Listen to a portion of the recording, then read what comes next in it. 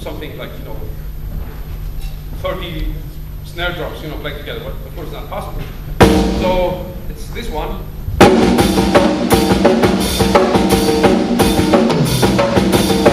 Okay.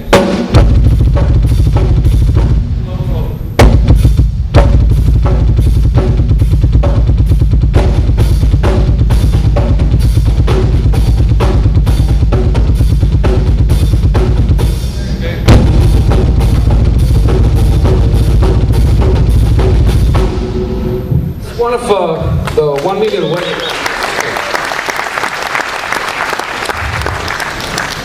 Anybody knows the book Syncopation for the Modern Drummer? When you go and you apply all these melodies in different ways, and you get like some crazy grooves. For example, you can do the same one with exercise 1, page 38.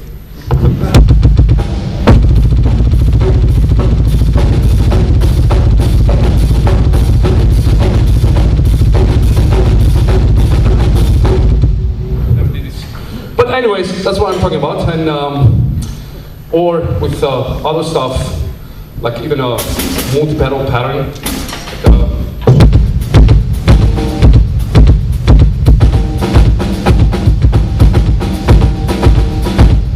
You get all these weird grooves that you can definitely apply to your music if you want to sound technical. That's it. Very easy. So, any other questions? That single strokes you're doing on your bass drum there. Yeah. Yeah. Singles. Yeah. Yeah, I can do doubles. If you want to see some real doubles, you gotta see Mr. Thomas Lang. I don't know if he's here, but he's the master. He's the master. Actually, on anything actually. People are asking me many times. They think of course we got something speed, and that's the thing we have in metal, but watching guys like Thomas Lang, man, with all these heel down, heel up, like any rudiment, all these multi-pedal orchestrations, all this crazy stuff, to me it's like, wow. And of course I'm stealing stuff every time from these DVDs. Thank you. So, yeah, what I do is just singles, that's it. We got a practice kit, maybe I can show you.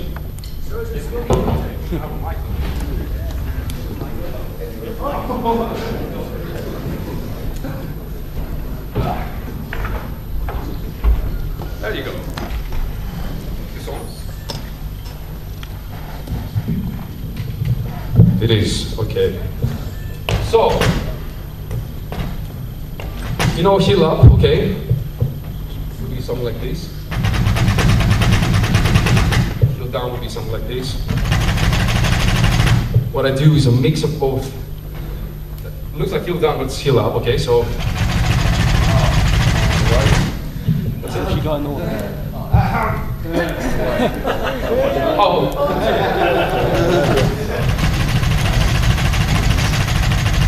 This pedal is it's actually the Demon Drive, pretty killer pedal, but a little bit too loose for me. I would like to have it a little bit tighter. You know why?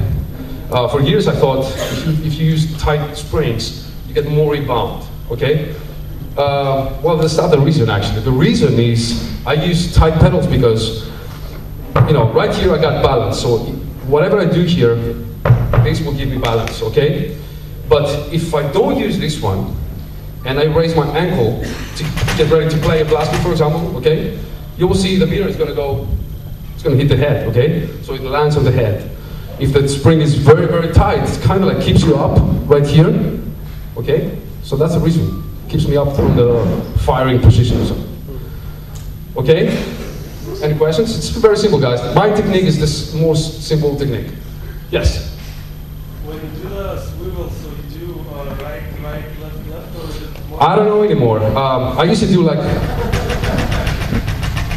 2 strokes per side, and then everyone was going online and saying that I invented this, and this is my thing, and it's not my thing actually. I remember Pete Sandoval, he was doing it in '91, or Steve Ashin from D-Side, or Derek Brody, or all these great artists, Tim Young.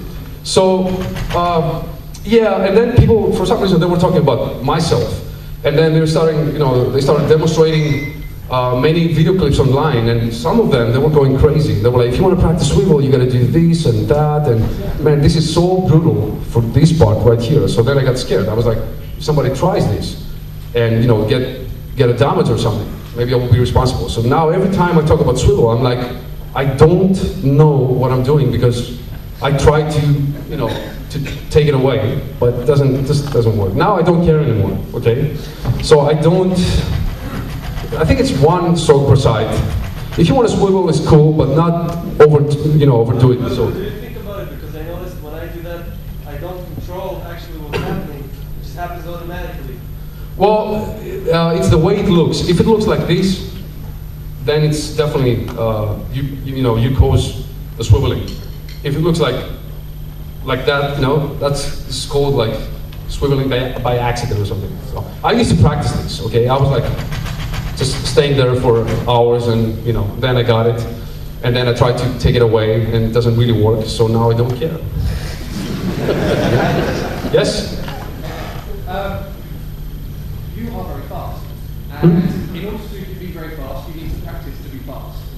Mm-hmm. Yeah. So, I've read a lot on your forums, but I've not really got your opinion on this. What is the kind of like a specific kind of zone for building speed? Let me show you.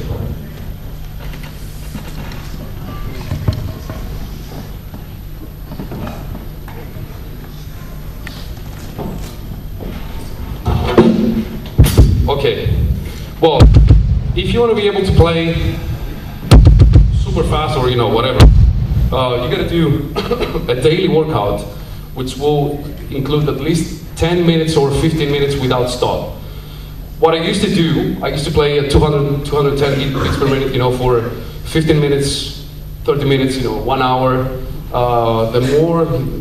The longer I did was 1 hour 40 minutes at 210. Okay, that actually proves it's mostly about technique and the way you sit and the way you relax during the double bass pattern. Okay, that means if I can do it, you can do it as well. I mean, it's not like pushing. Okay, so start with 2 minutes a day, every day, and no stopping. You don't stop. Okay, then 5 minutes, then up to 15 minutes. If you do 15 minutes, to me, it's the best.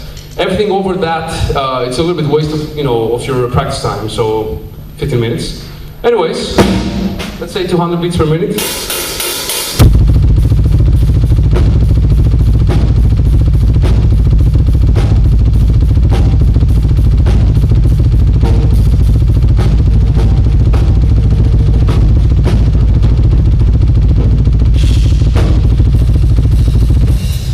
Okay, something like this. If you keep doing this every day, then you're done. But, to be honest, depends on the band you play as well. For example, I play with Niall for 7 years. I don't really need more death metal practice. So, lately, the last year or so, I've been jamming along with a lot of funk music. I love funk music. Some jazz, just different stuff, to add a little bit more taste in my playing and get away from all this. So that's what I enjoyed doing the last year especially, and drummers like Adam Deitch, from Scofield Superjob. What a great drummer, man, killer. So yeah, George, I suppose what I mean is in order to get to 200 BPM, then you need to basically be in a certain zone where you've got a certain amount of tension, that kind of area where you know that if you continue doing that, then you're going to be leading towards getting faster. But obviously, if you blast out for like 10 seconds or 5 seconds, you're going to end up with tendonitis. So basically, what kind of zone do you want to be in where you know you're kind of building, you're doing the right thing, you're pushing? What's the kind of good push? Well, the thing is, first you gotta get to the tempo you wish. Okay, so your goal is let's say 210 beats per minute. There's only one way to do it. That's the body reach way. Anybody knows what body reach is about speed? If you want to play fast, sit down and play as fast as you can. That's it. This is it. I'm telling you. There are no exercises that will get you faster. The only exercise will be if your limit is like 160 or so. Set the tempo to 200 beats per minute and go for it. It's gonna sound like crazy, like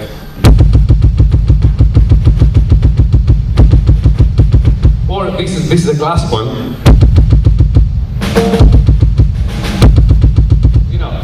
So anyways, and then it will start coming together, yeah?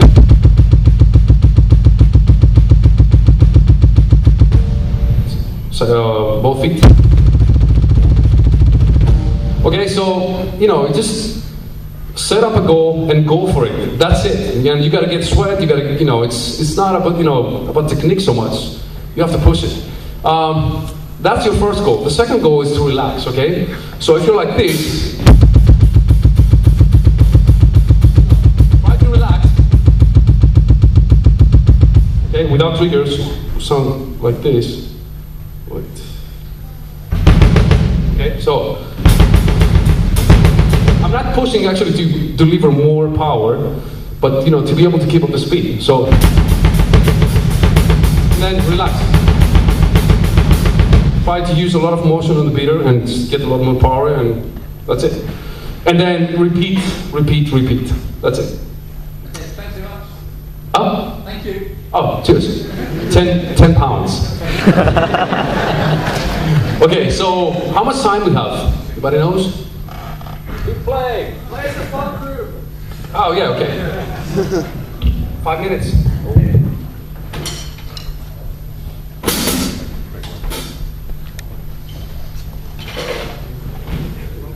Okay, we got 5 minutes, so I think I have one more song for you guys, and then I will head out, and I will see you probably at the Pearl Stadium, Vic Firth Evans booth, or somewhere around. Okay. So this song is actually one of my personal project songs, and this is my favorite band ever. I play guitars there as well, and bass, so I love it. We got so much great time all together. So anyways, one last song for you guys.